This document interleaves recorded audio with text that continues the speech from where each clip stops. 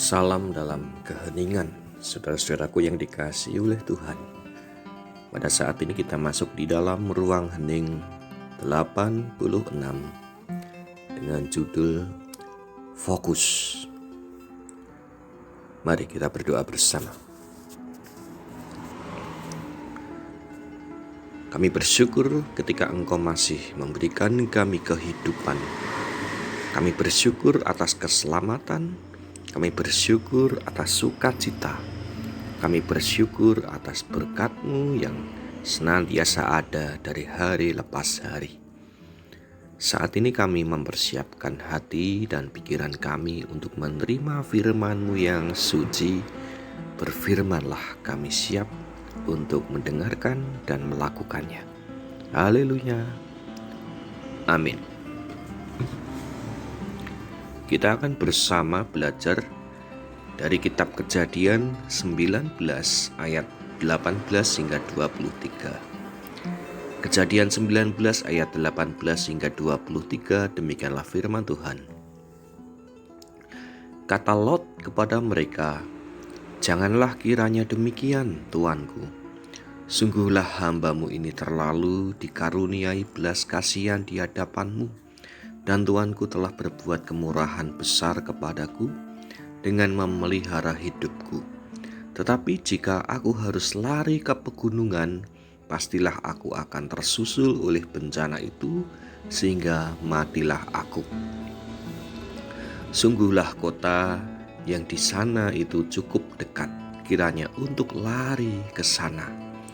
Kota itu kecil, izinkanlah kiranya aku lari ke sana. Bukankah kota itu kecil? Jika demikian, nyawaku akan terpelihara." Saut malaikat itu kepadanya, "Baiklah, dalam hal ini pun permintaanmu akan kuterima dengan baik, yakni kota yang telah kau sebut itu tidak akan kutunggang balikkan. Cepatlah, larilah ke sana, sebab aku tidak dapat berbuat apa-apa sebelum engkau sampai ke sana." Itulah sebab nama kota itu disebut Zoar. Matahari telah terbit menyinari bumi ketika Lot tiba di Zoar. Demikianlah firman Tuhan. Yang berbahagia kita yang menerima sabda Allah dan yang melakukannya.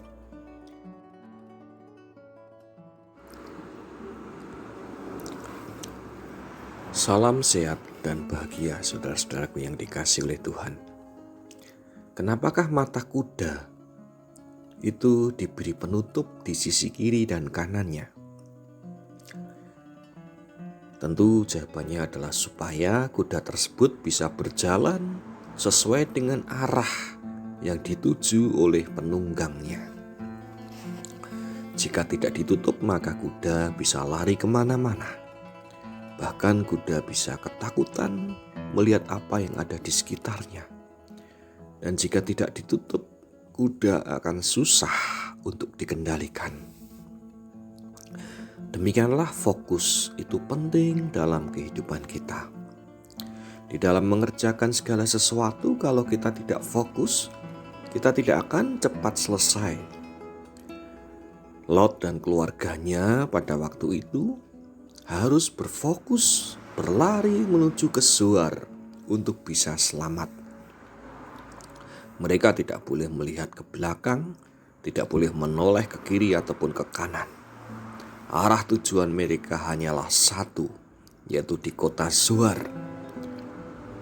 Karena di sanalah mereka akan diselamatkan oleh Tuhan. Saudaraku yang dikasihi oleh Tuhan, di dalam iman kita pun harus berfokus kepada Tuhan. Di akhir liturgi kita bisa melihat ada ajakan, arahkanlah hatimu kepada Tuhan. Artinya adalah kita harus benar-benar bisa mengarahkan hati kita berfokus kepada Tuhan. Ketika kita tidak berfokus kepada Tuhan, hidup kita akan terombang-ambing tidak jelas. Melihat ada yang bagus di kanan, kita ke kanan. Melihat ada yang menarik di kiri, kita ke kiri. Dan bahkan kita bisa berputar-putar tidak jelas. Nah, inilah kita membutuhkan fokus dalam langkah iman kita. Dan fokus kita tentu ada di dalam Tuhan Yesus Kristus. Marilah kita mengarahkan hati kita kepada Tuhan. Di dalam Tuhanlah ada keselamatan dan sukacita yang abadi. Amin. Mari kita berdoa bersama. Ketika Engkau berfirman bahwa Lot harus berlari menuju tempat di mana Lot dan keluarganya akan diselamatkan, disitulah Lot harus berfokus bersama-sama dengan keluarganya menuju ke suatu tempat di negeri Zoar. Di sanalah Lot akan terhindar dari bencana. Di dalam kehidupan kami pun Tuhan, mampukan kami untuk berfokus, mengarahkan hati dan pikiran kami kepadamu. Karena hanya di dalam Engkaulah sumber kasih, sumber keselamatan, dan sumber sukacita yang abadi. Mampukan kami untuk berfokus kepadamu, dan di dalam kami menghayati iman kami kepadamu. Mampukan kami untuk menepis segala macam godaan, gangguan yang ada dalam kehidupan kami, sehingga langkah kami hanya tertuju kepadamu saja. Terima kasih atas firman yang kami terima pada saat ini. Dan Tuhan, kami berdoa kiranya Engkau menyertai kami bersama-sama dengan keluarga kami. Berkati juga persekutuan kami di gereja. Berkati juga kehidupan kebersamaan kami di tengah-tengah masyarakat.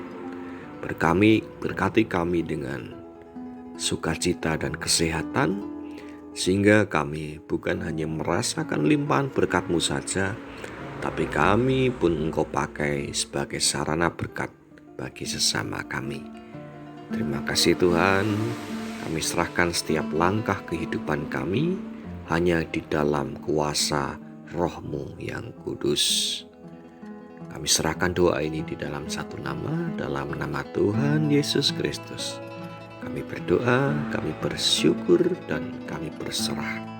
Haleluya. Amin.